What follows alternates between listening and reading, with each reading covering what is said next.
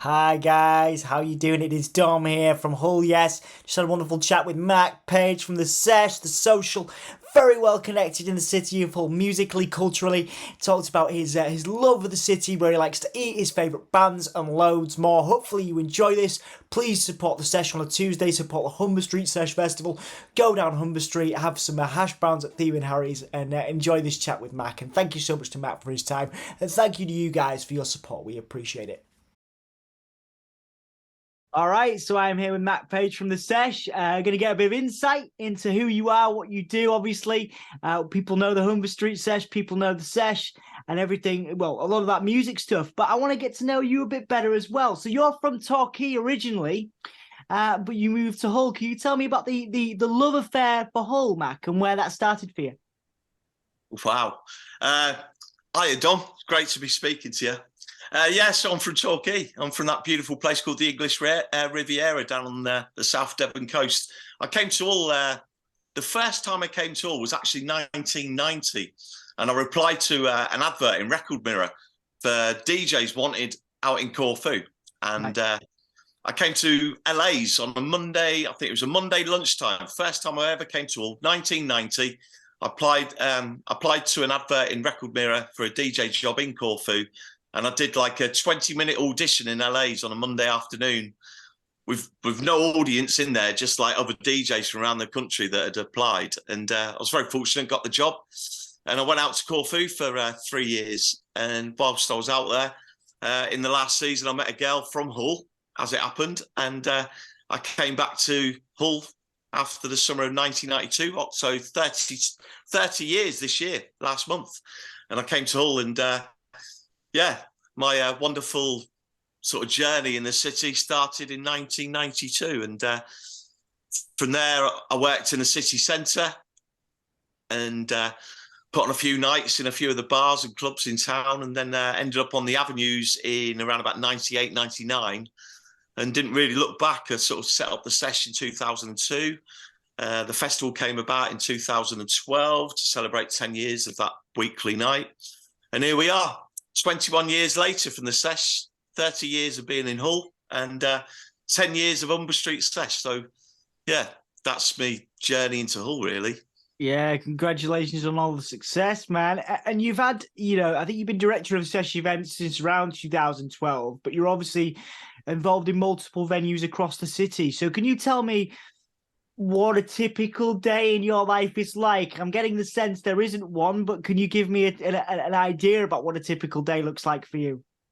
Yeah, that's the beauty of working in the creative industries. Every day's a different day, and I don't have like sort of a set routine really. I've never have done because I've worked in the nighttime industries for 37 years. I started when I was 15, if I'm honest with you.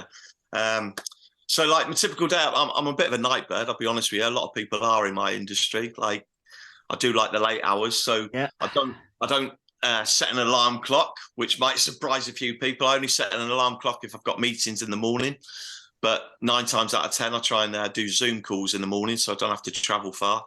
But no, my typical day will be, reaching out to bands and artists, talking with Dan Mower, who's been my sidekick for a good number of years now at Sesh, talking to my partners at Sesh events, in Dave Mays and Justine Peacock, and sort of dealing with the venue social that we took on in 2020, really. We got that up and running, formerly known as Fruit, the beloved Fruit on Humber Street. But no, the weekly live music night started at Linnet Lark and is now at the Polar Bear on Springbank, which is a CIC venue run by some beautiful people down there that I'm very proud to work alongside. So I do Polar Bear on a Tuesday night with the Sesh. Thursday night, I run a council-funded night called Trinity Live in the indoor market. And then, of course, we got Social on Humber Street that I've just mentioned, formerly known as Fruit. And there we try and put on, an array of entertainment from comedy to cinema to live music. And alongside that, we do, various events. It can be anything from a cruise over to Amsterdam, which we've done over the years. We've done 6-a-side Sesh tournaments, and of course we've got the Humber Street Sesh Festival, which is we started in 2012 to celebrate the 10 years of the Sesh, and that's what we do each and every August on the in the fruit market area. Yeah, there's a lot of stuff, a lot of events that you put on, and you've won some awards, Mac, for that. You've won multiple grassroots festival awards, and I wonder, does that register with you, that success? How do you define success? As I guess as a promoter, if you would call yourself, I suppose you're not strictly a promoter, obviously also a DJ and everything else. But how do you define success as someone that works promoting bands, supporting bands, building festivals? I think a general rule in life is if you wake up each morning doing something you love, you're successful. And if you're surrounded by, good people, I'm very blessed, as in I've got a beautiful family, 3 gorgeous kids and a beautiful wife. And I surround myself with really good people, and there's no I in team. So when it comes to all these awards, it's an award for my support group, if anything, alongside myself and the work that we do.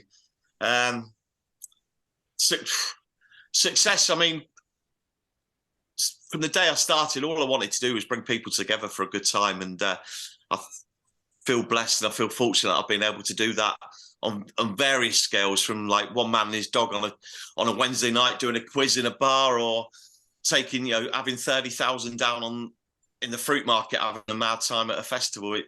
If I'm involved in any of these type of events and they're successful, then yeah, I get real joy out of that. But I've learned over the years not to take on the highs too much, because then I don't experience the lows. So I sort of go through all the events like this now without any sort of high, big rushes. I think it's just a case of time. Doing what I've done over the last 37 years, it's like a repetition. Yeah. Without sounding conceited, I've been very fortunate, and that's down to the team that I work with. And I work with very passionate people and very creative people. And if we all share the same goal, we can all share the same rewards. Yeah. So. Yeah, absolutely. And I think that, nationally, Sesh has a reputation. Hull over the last few years has really gained a reputation, within the creative industries and the creative sector, venues surviving through trials and tribulations, bands touring nationally, internationally. So, how easy or hard has it been for you to make a living in the creative industries in the north of England and Hull? Because that's something, it's a question that we get asked a lot. People assume, rightly or wrongly, that most of the opportunities to make a living in the creative industries are not Hull-based, are not based in the north of England. So what's your response to that? And how hard or easy has it been for you to make your living in the creative industries? I think it's become more and more... I think over the last sort of, since Cilia Culture, maybe just before Cilia Culture, I think it's become easier to sort of remain in the city and establish yourself as a creative artist. I think there's opportunities in the city without any doubt. But for myself, I made my money through DJing. If I'm honest with you, I started DJing from the age of 15, and I've pretty much worked, every venue in space you can imagine, from holiday campsites to hotels to churches to water flume parks to boats, beaches. I've been very fortunate. I just love music and I love DJing, and I've been very fortunate to have that skill in my locker and do that over the last 37 years. So through DJing is how I've sort of made a living. The events are hit and miss. Some work, some don't. Some are profitable, some aren't. But for those that are creative and live in the city, there has been, we've lost quite a few people over the city to other places around the country. For my daughter, for instance, she was a photographer, came through White College, and she went to Brighton University and never really come back to Hull. She's living out in Paris now and doing very well. But I've noticed that with quite a few bands, they get to sort of university age, and a lot of them do tend to end up in Manchester or Liverpool or Leeds or Brighton or London and don't come back, which is a shame. But I think over the years we are building more and more infrastructure in the city. There's a lot more funding opportunities with Arts Council, National Lottery, etc., where people can remain and stay in their hometown. I think Hull's got a lot to shout about. There's no doubt about it. I think with more joined up thinking, And if we worked collectively together, we can really put Hull on the map. We were doing so well in 2017 with City of Culture, where we were all shouting from the rooftops about how great our city was. And when that sort of, you know, City of Culture bus left town, it was left to those living in the city to carry on that legacy. And I think, you know, the pandemic obviously didn't help. You know, it hasn't helped anyone right across the world. But I'm very proud that we've managed to retain a lot of creativity in the city. We did Inner City Sesh in 2020 when we couldn't do Humber Street Sesh due to development and development down on the fruit market. And the biggest thing we got from Inner City Sesh in 2020, sort of a few months out of the pandemic, was the retainment of the live music scene. It was evident to everyone that came to that festival that Hull still possesses a very strong music scene. You know, we didn't lose that many people through the pandemic. You know, creatively, people seem to get more creative when times are tough. And we came out of the pandemic quite strong, I thought. So now, you know, we're back on that journey of trying to put Hull up there. And I think we're only going to do that if we do it collectively. Yeah. Yeah, I think that moves nicely on to my next question, which is, you know, is there anything that you would like to see in Hull that you haven't yet? You mentioned obviously the community and the collective, you know, nature. Since I returned to Hull, I have enjoyed, you know, I've seen the community that shows up at like the Adelphi for gigs and things like that, you know, but obviously that's me as, you know, a part-time promoter and also a fan of music. But from your perspective, as someone that is, you know, trying to make money every day, you know, from the city's creative scene and the music scene, what would you like to see in Hull that you haven't seen yet? I think first and foremost, I'd like to, yeah, I mean, we're trying to do it at Trinity Live on a Thursday night, bringing live music into the city centre, like original bands and original acts. And we're sort of hitting out to a more mainstream audience, a diverse audience from cradle to grave.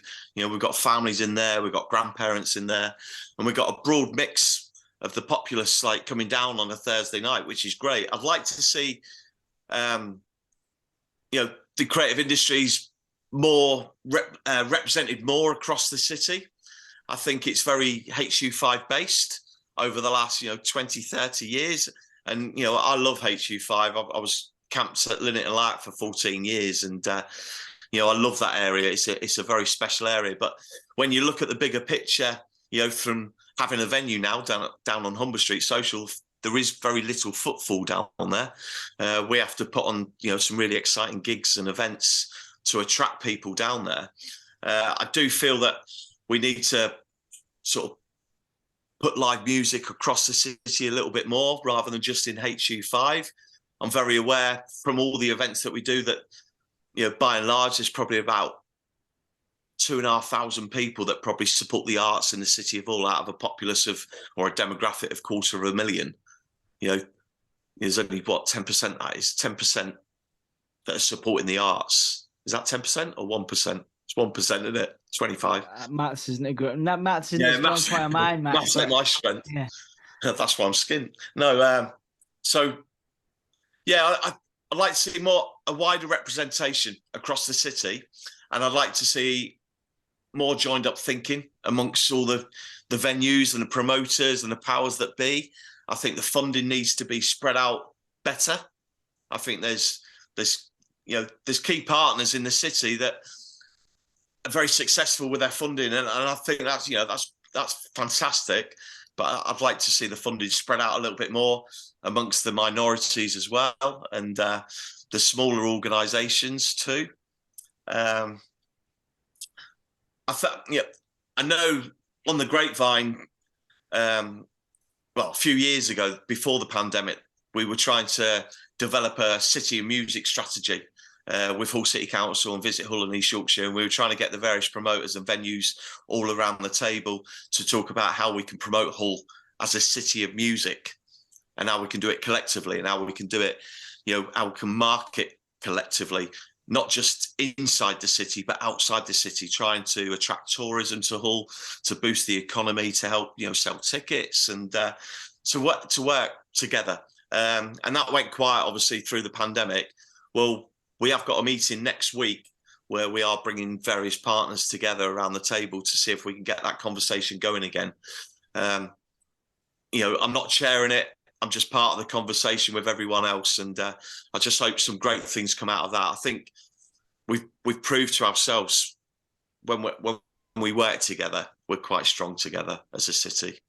Yeah. And that Humber Street Sesh was, you know, a clear. It was obvious to everyone. When everyone worked together, we can achieve great things. Absolutely, absolutely, and I think that community is what comes across, and that desire to support the community comes across talking to you, and that enthusiasm for that. You know, talking about your enthusiasm for Hull itself, and obviously this platform is principally based around, you know, talking about what's great about Hull, places to eat, you know, things like that. So I think I know your answer, because the only time I've ever seen you out and about when it's not been at a gig has been Thieving Harry's. But where is your favourite place to eat in Hull, Mac? Thieving Harry's. Okay. There you go. I was right. Simple as it's basic. It goes back to, like, you know, the beginnings of Humber Street Sesh. 2 years before Humber Street Sesh, we were kindly invited to be involved with Freedom Festival. We hosted a Sesh stage down on the marina. I think it was 2010. Yeah, 2010.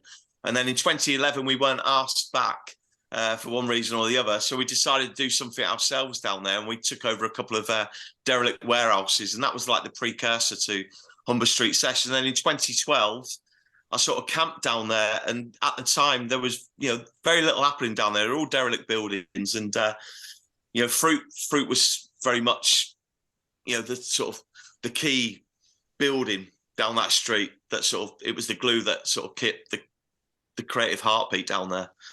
And I think there was Studio 11 down there, Museum of Club Culture, Kingston Art Gallery, and then there was pop-up Thieving Harry's, which was run by the lovely Lynn Hubbard. Ali Hubbard of the Hubbard family, and you know, I'm good friends with them, and I sort of camped myself at Thieving Harry's for probably, you know, 10 months leading up to Humber Street Sesh, and year on year I've spent so much time down there. But obviously having my own venue now with its own coffee machine, I'm not spending so much time at Thieving Harry's, and I miss that because it's such a beautiful space run by beautiful people, and the food's great, the coffee's amazing, and you've just got that, you know, that landscape in front, that waterscape in front of you, the majestic Hull Marina. So Thieving Harry's is somewhere that is very dear to me. Where else though? The avenues. There's so much going up on the avenues. Polar Bears, you know, places that I hold dear to my heart. As I said, run by beautiful people. The Adelphi, it's legendary. Jacko's done so much for this city, and you know, with Paul Sarrell running that now, it's just going from strength to strength. I love seeing Adelphi doing so well. Dive's a new venue on Pretty Ave that's attracting some great people and putting on some good gigs, and it's run by amazing people that have been involved in bands and that over the years. So, you know, all power to them. O'Reilly's, Darren's doing a great job down there, putting on loads of gigs. It's great to see him, you know, surviving through the pandemic like the rest of us, and going from strength to strength. And of course, we've got Social on Humber Street, so I've got to, you know, give that a plug today. When we opened that in 2020, obviously it was a tough time through the pandemic, social distance, like eating and drinking. We put on some amazing events. We've had the likes of Emma Jean Thackeray, Dreadzone, Huey Morgan, Don Letts has been down there, Mungo's Hi-Fi. I'm only naming all my favourites, really. I mean, there's been some amazing stuff down there. But going into the new year, we're going to start tapping into the local music scene as well. We're going to put some great nights of live music on there every Saturday night to celebrate 21 years of the Sesh. And the way we're looking at it, just quickly, Dom, is that we've got Sesh on a Tuesday, which we see as our development stage. So we're going to keep engaging with really exciting emerging buzz bands. You got Trinity Live, which is our community stage, where we can bring some really exciting bands that have played Sesh, you know, for many years. They don't really need to play that emerging stage anymore. They can play Trinity Live. And then looking at Social in the new year, every Saturday, we're going to bring some really exciting touring bands to the venue, but also put in some great local bands that have played at Sesh, you know, over the years. They're established bands that can bring good audiences and create great nights. So, yeah, it's exciting times going into 2023. So, yeah, places, things I love about Hull, obviously the people first and foremost. I love the honesty of Hull. I love the integrity of people. I love the creativity of people. I love the way you speak. Uh, I love the way you hug. A lot of huggers in Hull. I like that. I'm a bit of a hugging person. Yeah, man. But yeah, people, venues, and the creativity. What a city. It's beautiful. It is beautiful, man. It is beautiful. 2 or 3 before we finish, then, because I want to put you under pressure with my last few questions. Now, I'm going to ask you about an obscure Hull fact in a minute, so you've got a couple of minutes to think about that. But I'm going to put you under even more pressure based on your job and what you do. I'm going to ask you to name me your top 5 bands out of Hull, bands or artists out of Hull at the moment. Out of Hull, right? Oh, well, no. Sorry, in Hull, coming out of Hull. Right. All right, coming out of Hull, I could do both if you want, but if I go with I mean, we've been blessed over the years. We've managed to work with probably about 1,000 acts locally over the 21 years of doing Sesh, which is some achievement. It's it's incredible the amount of bands and acts that have played through the night. But right now, the 5 acts I'd say right now that are sort of top of their game, I think you have to start with Bedroom with what they've achieved in 2022. They're absolutely smashing it with some of the concerts and support slots they've been getting with the likes of Mogwai and Pixies and God knows Pavement. So I'd say Bedroom first, Life second. Just released their 3rd album, amazing, Northeast Coastal Towns, still going well.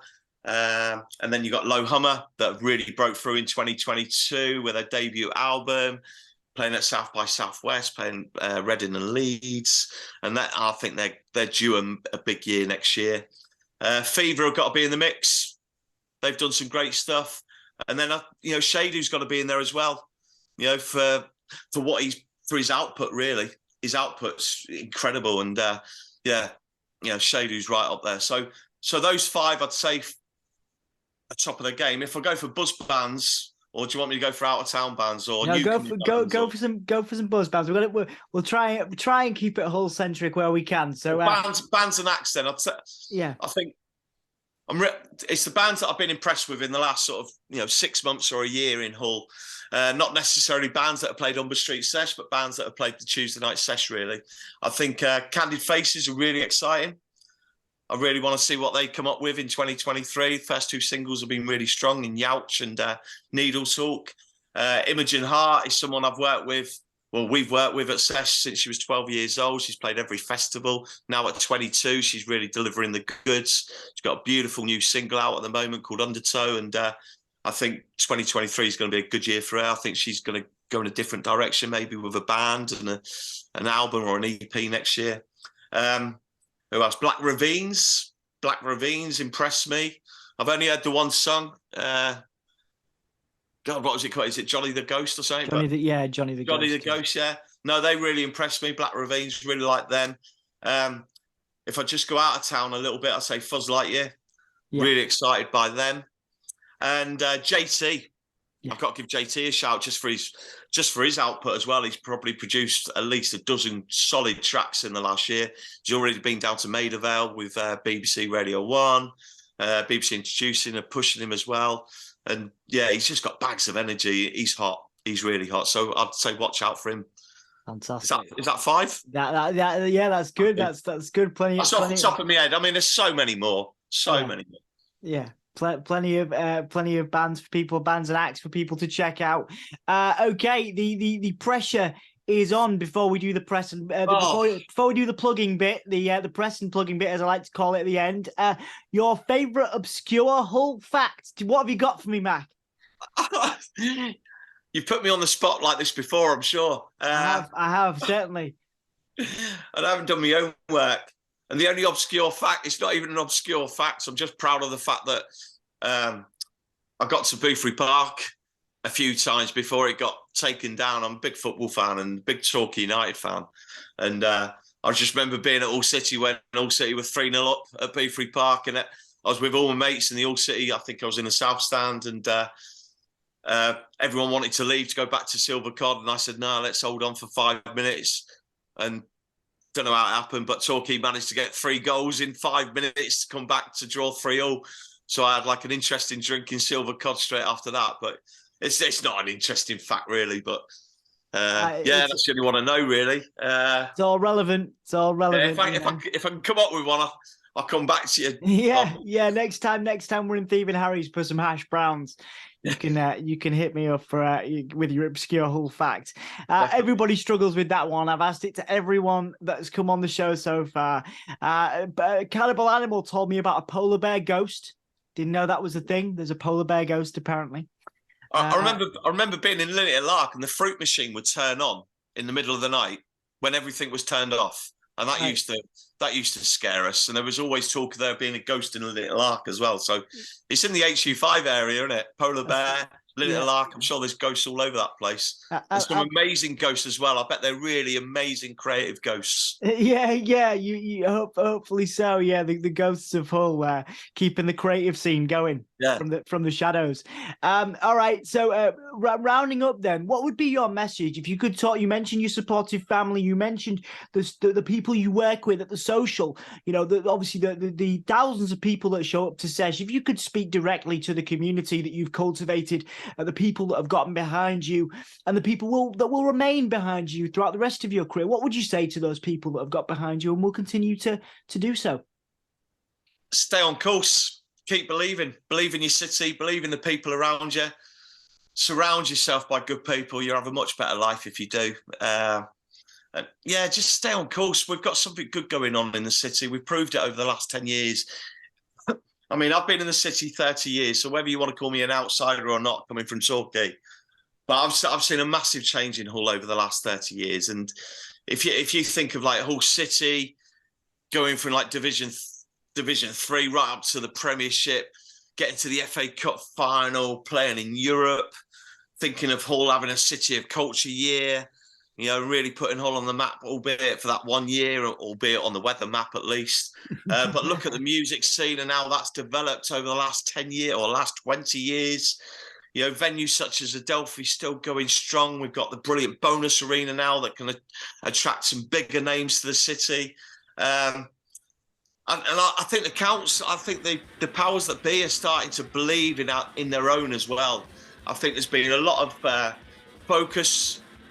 You know, and I'm not speaking out of turn. I think I speak for many people, like local creatives, that there has been a focus on bringing people out of city, out of Hull, into Hull, to put on big events and sort of tell us what our culture is. When we can actually define our culture ourselves and we can put on our own events and we can involve our own creatives in that. And we've proved that since City of Culture and before. And yeah, the message is just stay on course and believe in each other and support each other. We have a knack in this country. You know, it's horrible in this country. Success is always there to be shot down. We do it with, you know, pop stars, celebrities, footballers, anyone with success. We tend to shoot them down. Don't do that in Hull. Support those that are successful, and keep pushing and support those that aren't. And we've got a chance as a city to really put ourselves on the map. As a music city, we're quite unique. I know there's some great cities out there with some strong music scenes, but we're as strong as anyone else out there as far as I'm concerned. And I've seen it for the last 21 years and I believe it. Absolutely. So keep believing. Keep believing. What a beautiful message. Then last question, Mac, the floor is yours. Do you feel like there's anything I've missed? Is there anything you'd like to plug and promote before we finish? Always thanks to everyone that supported us. Thanks to, you know, my sidekicks over the years. Obviously, Dan's been a huge part. Dan Moore, I couldn't be where I am. It's what Joe Strummer said, without people, you're nothing. And for me, like without Dan Moore, I'm pretty nothing. But also without my family, I'm nothing. But before Dan, there was people like John Copley, Duncan Fletcher, Diggsy, as we know him from 59 Violets, Martin Knight. Those three people were huge supporters of what I did at Sesh, or what I do at Sesh. Mike Wilkinson at ITSL, the HBSS Limited team with their, you know, sound crew, and the many engineers. Sarge at Polar Bear, he's an absolute treasure. I love working with him. Simon Hunter down at Social as well. Of course, my partners, Dave and Justine, down at Sesh events. We run like Social, we run Humber Street Sesh and Trinity Live, etc. Just to thank all those that have supported us, and I don't want to give too much away, but Humber Street Sesh will come back in 2023. It's going to happen probably the second week of August. We might throw a few surprises in. All right. We might do an extra night, possibly. Might do a Friday as well as a Saturday, but we'll probably announce the Saturday first. We'll try and keep prices as low as possible, try and make it accessible to everyone because it's a festival for all. We'll try and give everyone an opportunity that we can. We're going to have to sort of let some bands down this year to make up space for others that are coming through. I think that's the nature of the beast with it. Trinity Live's going to carry on through till 22nd of December this year, and then we're going to have a break in January. It's been confirmed that we will be back in February, hopefully going through the year. We'll see. We're still putting on live music at Hull City at every home game, courtesy of Dan. Dan really organises that, so thanks to Dan for that. And social, as mentioned, we've got live music galore happening down there. And we're going to be hoping to start this new Saturday night in the new year. But of course, more than anything, the catalyst of it all for me is my little Tuesday night with Dan and Sarge, Brad on lights, Dan on photography, and the team at Polar Bear. Yeah, keep supporting that Tuesday night, because without that, I wouldn't be doing anything else, to be fair. So, yeah, keep supporting. Absolutely, Mac. Absolutely. Is that all right? That's wonderful. Thank you so much for your time. I really appreciate it. Oh, no, thank you, Dom. Hey, and more power to you, mate, for what you do with Soundsphere, because you're doing a great job supporting and promoting everyone. And keep going, mate. We're all behind you. Thank you. Thank you, mate.